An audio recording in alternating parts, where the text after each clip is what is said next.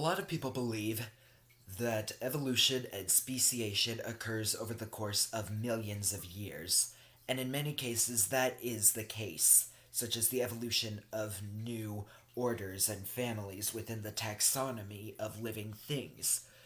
But the creation of new species, that can happen a lot faster than you think.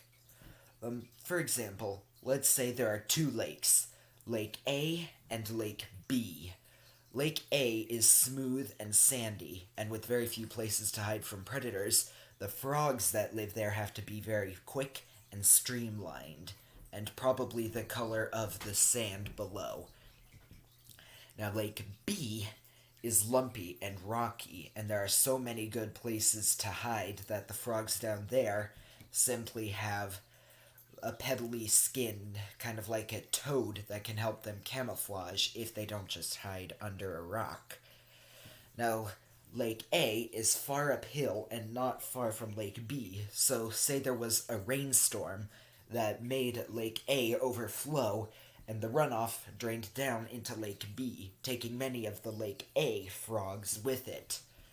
Now, these frogs, being quick and streamlined and the entire wrong color from the rocks, aren't very good at staying hidden from the predators that live within Lake B, but some of them do survive and surprisingly crossbreed with the frogs that live in Lake B by default, producing an offspring that is quick and streamlined but also has the right camouflage for Lake B.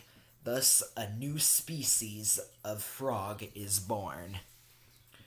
Now, for another example, let's say there's a pond where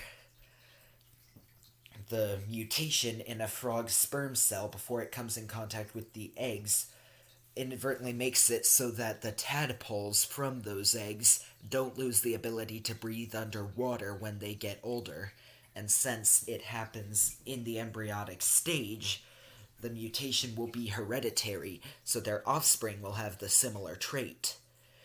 So these tadpoles hatch and as they grow older, they grow the arms and legs, but the gills never disappear. So they spend their entire lives under the water. And after a few generations, they won't be able to breed with the previously existing species of frog.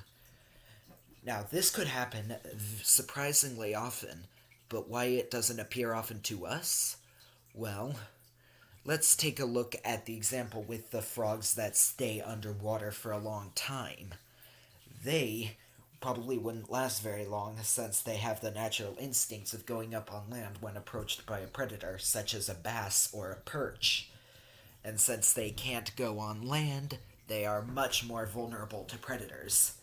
But if they make it and evolve correctly to protect themselves from predators, they could very well be a new species of frog that stays underwater for prolonged periods of time. And, as evolution puts it, they'll probably retreat into much deeper water than the fish live in, where they can feed on fallen carrion, or maybe even the many snails that live down there.